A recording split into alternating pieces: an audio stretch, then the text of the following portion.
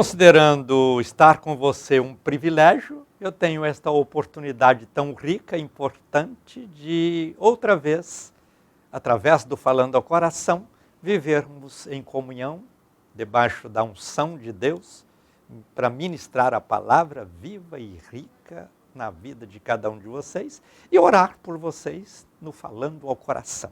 Durante meia hora, eu quero, portanto, conduzir você às páginas da Bíblia Sagrada, para que você seja edificado, fortalecido e viva uma vida cristã de muitos frutos. Confiados em Deus, eu quero orar, pedindo para que a bênção de Deus te alcance, te envolva e te proporcione aquela experiência real e importante na vida. Também, crendo no poder da palavra, eu vou ler a Bíblia e tentar traduzir alguma coisa que às vezes você tem dificuldade de entender. Na mensagem de hoje eu quero trazer um verdadeiro tratado teológico que pode mudar a sua compreensão de muitas coisas da vida espiritual, da vida cristã.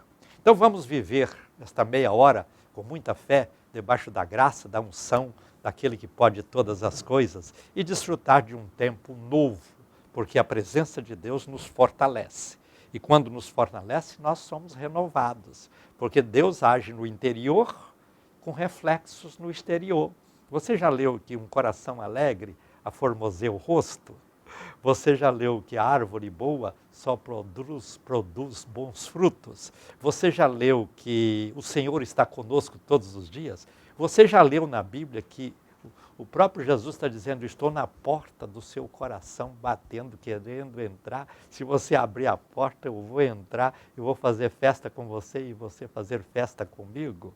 Olha, essas coisas que parecem ser simples, são reais, são importantes e são necessárias na nossa vida espiritual. Afinal de contas, você nasceu, não foi só para ser um homem, uma mulher, uma pessoa física. Você nasceu para ser alguém que, além de viver a vida física, vive também a vida espiritual, emocional, adquirindo conhecimentos, alcançando novas etapas de crescimento na vida e conquistando para si não só a terra, mas o céu. Você já observou que tem muita gente que só quer conquistar a terra? E ele está conquistando a terra que um dia vai destruí-lo. Então nós precisamos aprender que a oportunidade de conquistar a terra é verdadeira. É verdadeiro. Deus deu esta oportunidade ao ser humano, mas deu também a oportunidade de conquistar o céu.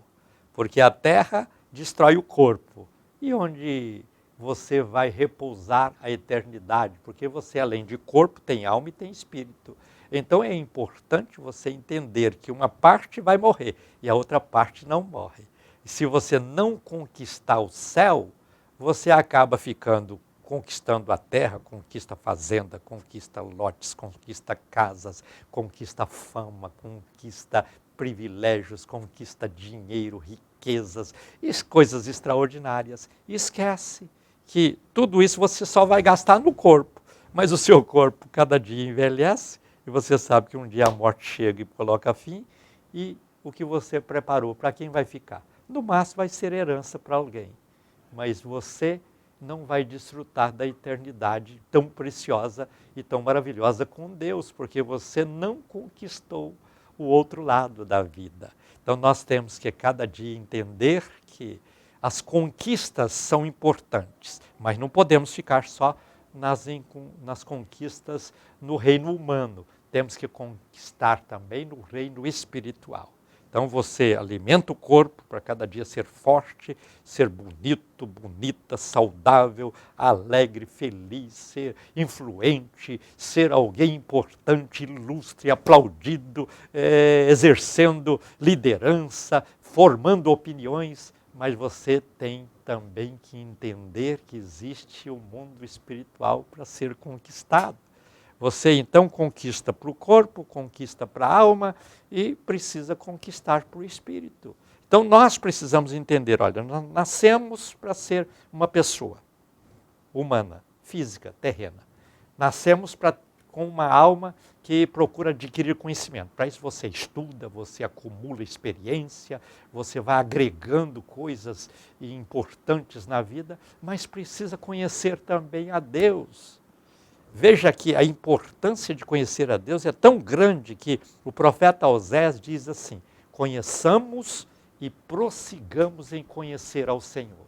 Então nós precisamos conhecer a Deus, porque as coisas da vida nós só desfrutamos enquanto vivermos. Seja 30 anos, seja 50, seja 70, seja 90, seja 100. Um dia desse eu estava olhando um homem com 122 anos conversando normalmente, né? Será que nós vamos ter esse privilégio de passar dos 100 e viver ainda muito tempo? Mas sabemos que um dia não tem mais jeito, a gente termina a vida aqui. E a espiritual? A espiritual não morre. Depois que morrermos na física, nós temos dois caminhos, o caminho que leva para Deus e o caminho que leva para o inferno. E eu te pergunto, qual caminho você quer trilhar? Tem muita gente que fala, não preocupe com isso não, porque depois que eu morrer, alguém vai fazer alguma coisa aqui e me leva para o céu. Não, senhor, não é assim não. Nós precisamos de entender que o céu é conquistado enquanto estamos no corpo, enquanto estamos na vida terrena. Então, vamos conquistar os céus, vamos viver a vida espiritual, e você sabe que tudo tem um caminho, né? Tem um caminho que leva para o inferno, tem um caminho que leva para o céu. O caminho do inferno é o caminho do mal, é o caminho do pecado, é o caminho da tristeza, é o caminho da derrota, é o caminho do fracasso, é o caminho das dificuldades. O caminho do céu é o caminho da paz, caminho da alegria, caminho do crescimento espiritual, caminho da bênção. Esse caminho chama quem? Jesus. Jesus disse, eu sou o caminho. Ninguém vem ao céu senão por mim. Céu, Deus, quando nós queremos encontrar com Deus, nós sabemos que Ele está no céu. Então, nós temos o caminho para o céu, nós temos o caminho para Deus, e o caminho é Jesus. Por que que Jesus é o caminho? Porque se o caminho fosse, por exemplo, vamos pensar em algumas pessoas, vamos supor, o caminho é Abraão. Abraão morreu, o caminho acabou. Ah, o caminho não, o caminho para mim é Paulo. Ah, mas o Paulo também um dia morreu e acabou. Ah, o outro não, o caminho para mim não é nem Abraão, nem Paulo, mas é Davi, o homem segundo o coração de Deus. Davi morreu, foi sepultado, o caminho acabou. Nós não podemos estar num caminho que chega num ponto que ele acabou, aí você, e agora? Só tem abismo pela frente. Nós temos que ir num caminho que nos leva a Deus. Alguém diz, não, o caminho para mim é Maria. Maria, mãe de Jesus, que pessoa extraordinária, pessoa santa, abençoada e tal. O caminho é ela, mas Maria também morreu. E a Bíblia diz que depois que morre não pode fazer mais nada. Depois que morre, se morreu em Cristo, está esperando a eternidade se completar. Se morreu sem Cristo, o sofrimento já começa no momento que chega no inferno, aí a porta abre e o sofrimento é eterno. Durante o programa eu faço 2 orações. Na primeira eu vou pedir a bênção de Deus para você que contribui com o programa, que me ajuda financeiramente a manter o programa no ar. Veja, este programa já passa de 20 anos, todos os dias abençoando vidas. Isso porque tem você que contribui. Mas sabe que mesmo assim a gente passa muito aperto? Por isso eu peço, se você ainda não está contribuindo, abre esse coraçãozinho e abra a mão também e venha contribuir e venha me ajudar a fazer esse trabalho que é evangelístico, missionário, um canal de bênçãos na vida de muitas pessoas. Essa é a primeira oração. Vou pedir a Deus para te recompensar, você que contribui. E pedir a Deus para tocar o seu coração para vir contribuir também. A segunda oração que eu faço é a oração do altar da intercessão. Quando eu apresento todos os nomes que chegam para mim e vou apresentar todos vocês que no momento estarão orando comigo. Deus tem operado os mais diferentes milagres e Deus tem um milagre especial para você na oração do altar da intercessão de hoje. Você vê aí na tela 2 números de telefone. Um deles é o fixo, o outro é o nosso WhatsApp. Se você tem o WhatsApp, faz o seguinte, manda uma mensagem para mim por escrito, se você quer tornar um evangelista associado, diga, eu quero ajudar financeiramente o programa. Aí alguém vai entrar em contato com você. Se você quer colocar o seu nome ou o nome de alguém no altar da intercessão, você passa esses nomes, nós vamos apresentar diante de Deus os nomes. E, crendo no milagre, e ministrando no nome de Jesus estes milagres, você vai ser abençoado e quem você apresentar no altar da intercessão também será abençoado. Se você tem um testemunho, vamos supor, no programa de hoje você recebe um milagre, aí você depois conta o seu milagre para que eu possa ler aqui e abençoar outras pessoas. Então vejam, falando ao coração, depende de você para me ajudar financeiramente, depende de você para divulgar o programa de seus amigos, parentes, familiares, de todos os lados, depende também da sua participação, contando o seu testemunho, para que a gente possa, desta forma, despertar outras pessoas a crerem e a buscar a Deus de coração. Então vá se preparando aí, porque tem muita coisa boa para compartilhar com você aqui no Falando ao Coração de hoje. Quero, neste instante, orar por você que contribui com o programa. Oremos juntos. Senhor Deus e Pai, eu te dou graças por todas estas pessoas que me ajudam financeiramente a manter este programa no ar. Peço que a tua bênção seja com todas elas. A bênção da recompensa, a bênção da prosperidade, a bênção da realização de sonhos e projetos, a bênção da vitória. Pai, abençoa todas essas pessoas de maneira poderosa e especial. No nome de Jesus eu te peço. Amém. Eu gostaria de esperar você para o altar da intercessão. Então continua ligado aí, não saia daí, porque eu tenho certeza que Deus tem uma bênção especial para você. Olha, toda quarta-feira, 7h30 da noite, nós temos aqui um culto muito especial. Venha participar conosco. Você que mora perto, venha presencialmente. Estamos no setor Bueno, na T3 com a T8. Você que mora longe, eu estou no YouTube, com o culto também no mesmo horário, 7h30 da noite. Aí você sintoniza, viva conosco de onde estiver as bênçãos. E no domingo eu tenho 2 cultos, 10 da manhã e 7 da noite. Repetindo, domingo, 10 da manhã, primeiro culto, 7 da noite, segundo culto. Venha com seus filhos, venha com a sua família. Aqui nós temos espaço para criança, adolescente, jovem, adulto, para homens, para mulheres. Então, temos várias atividades. Temos espaço para você estacionar o seu carro com segurança. Temos tudo aqui para que você possa se sentir bem entre nós. Temos sempre uma palavra ungida para ministrar. Temos sempre orações fortes para serem feitas. E você vivendo conosco a comunhão, você será sempre uma pessoa forte, abençoada e feliz. Te espero, hein, em nossos cultos, para que você possa crescer na fé, na confiança em Deus, na vida espiritual e desfrutar de coisas muito maiores que você terá a oportunidade de conhecer através da Bíblia Sagrada, através do trabalho que a igreja faz, inclusive o trabalho social que fazemos também de muita valia e de muita importância. Conto com você em tudo isso. Eu quero agora ler com você na Bíblia Sagrada. Mateus, capítulo de número 16, versículos 13 a 19. Preste atenção nesta leitura. Tendo Jesus chegado às regiões de Cesareia de Filipe, interrogou os seus discípulos, dizendo: Quem dizem os homens ser o Filho do Homem? Responderam eles: Uns dizem que é João Batista, outros Elias, outros Jeremias, ou algum dos profetas. Mas vós, perguntou-lhes Jesus, quem dizeis que eu sou? Respondeu-lhe Simão Pedro, tu és o Cristo, o Filho do Deus vivo. Disse-lhe Jesus, bem-aventurado és tu, Simão Bar-Jonas, porque não foi a carne e sangue que te revelou, mas meu Pai que está nos céus. Pois também eu te digo que tu és Pedro, e sobre esta pedra edificarei a minha igreja, e as portas do Hades não prevalecerão contra ela. Dar-te-ei as chaves do reino dos céus, o que ligares, pois, na terra, será ligado nos céus, e o que desligares na terra, será desligado nos céus. Esta palavra bíblica que eu acabo de ler com vocês é um verdadeiro tratado teológico de grande valia e importância para a compreensão do plano de Deus na nossa vida.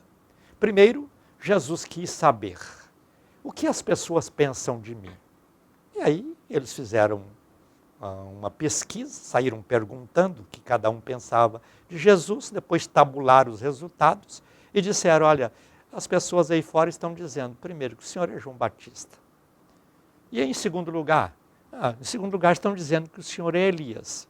Em terceiro lugar, uma boa parte diz que o senhor é Jeremias.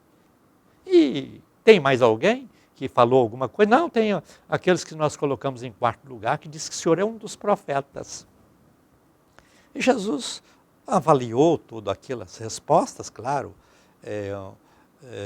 entendeu que as pessoas responderam aquilo que elas pensavam, aquilo que elas achavam sobre Jesus. Porque as pessoas, apesar de estarem acompanhando Jesus, não conheciam de perto. Aí ele vira para os discípulos que com ele estavam andando já há um bom tempo, por onde Jesus ia, eles estavam juntos, às vezes dormindo na mesma casa, às vezes assentando na mesma mesa para as refeições, às vezes dentro do mesmo barco, às vezes operando os milagres, todos eles juntos. Então Jesus pensou, esses aí me conhecem bem. Então vocês, o que falam de mim? Aí Pedro toma a palavra em nome dos demais e diz, tu és o Cristo, o Filho do Deus vivo. Esta resposta agradou o Senhor Jesus, porque enquanto alguns diziam que era João Batista, que era Elias, que era Jeremias e que era um dos profetas, agora vinham os discípulos que conheciam mais de perto a Jesus e disse o que Jesus esperava ouvir. Eles estavam naquela hora demonstrando que tinham entendido quem era verdadeiramente Jesus, o Filho do Deus vivo. E Jesus se alegrou com aquela resposta e disse para Pedro, Pedro, tu não revelastes a carne nem o sangue, mas foi Deus, o Pai, que revelou no seu coração esta resposta.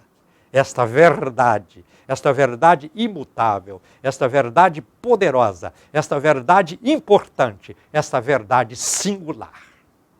E aí Jesus faz uma declaração de grande importância. E diz, olha, sobre esta pedra edificarei a minha igreja.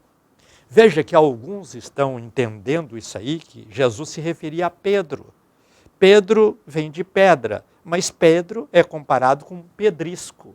Jesus disse, esta pedra, não disse esta pedrinha, ou você, Pedro. Não, ele disse, esta pedra. Esta pedra qual é? Esta verdade imutável, esta verdade pétrea, que ninguém consegue mudar. Qual foi essa verdade? Que Cristo é o Filho do Deus vivo. Olha só que coisa gloriosa. Já pensou se Jesus disse, olha Pedro, eu vou estabelecer a igreja sobre você. Aí o Pedro morre e desmorona tudo. Acaba com tudo. Mas não, Jesus está dizendo, você não revelou a carne nem o sangue, você revelou foi meu Pai que revelou no seu coração. Então, sobre esta verdade, ou seja, sobre esta pedra, edificarei a minha igreja. Aqui eu tenho uma palavra que me fortalece como cristão, que me alegra como crente, que me renova todos os dias quando eu estou na casa do Senhor. Por isso Davi disse, alegrei-me quando me disseram, vamos à casa do Senhor. Então nós precisamos entender que a igreja é esta verdade importante, esta pedra maravilhosa, estabelecida sobre Cristo Jesus. Então veja, quando você constrói um fundamento, este fundamento ele se liga ao edifício que você levanta. E esta igreja é como se fosse um edifício estabelecido sobre a rocha, sobre a pedra, que é esta verdade imutável e gloriosa que é Cristo, Filho do Deus vivo. Então Jesus está dizendo, olha, eu vou edificar a igreja sobre mim, que sou esta pedra. E essa igreja estará bem edificada. Então você começa a observar a importância da igreja do Senhor. Não interessa aqui o nome que ela possa ter, não interessa o endereço que ela venha a ter, é importante que ela exista. É claro que como os homens têm as suas nuances na vida, as suas mudanças, a sua maneira humana de avaliar e analisar as coisas. Então, semelhante chama semelhante. Então, junta um povo aqui, formou a Assembleia de Deus, junta outro povo ali, formou a Batista, juntou outro povo ali, formou a Metodista, juntou outro povo aqui, formou uma outra denominação, mas todas elas fazem parte deste plano, porque se elas estão fundadas sobre Cristo, elas têm o mesmo objetivo. Pode ter diferença de uma para outra, questão natural, mas nós respeitamos a todas. A Bíblia fala de 2 homens ilustres que eles faziam parte de escolas teológicas diferentes, mas eles eram amigos. Aí um dia perguntaram para um deles, o John Wesley, John Wesley, o que você me diz de George Whitefield? Aí ele falou assim, olha, este homem é um gigante, eu gostaria que ele pregasse no meu funeral. Mas ele é de escola diferente, não tem problema. Ele é um santo homem de Deus. Aí viraram para o John Wesley um dia, John Wesley, o que você acha do John Whitefield? Aí o John Wesley falou assim, olha, um santo homem de Deus. Eles queriam colocar um contra o outro. Um tinha uma escola teológica, outro tinha escola teológica. Aí eles disseram, aí chegou alguém, John Wesley, você acha que o George Whitefield vai para o céu? Você acha que você vai encontrar com ele no céu? Eu falei, acho que não. Ué, como assim?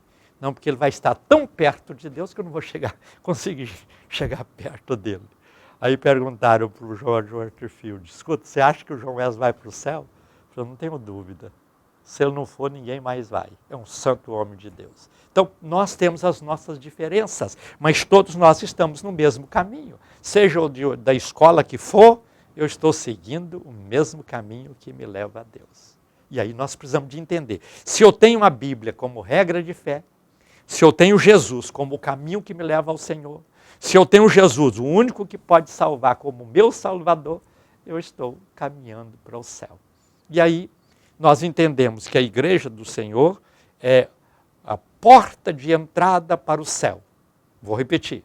A igreja do Senhor Jesus é a porta de entrada para o céu. A porta é Jesus, mas você tem que passar pela igreja.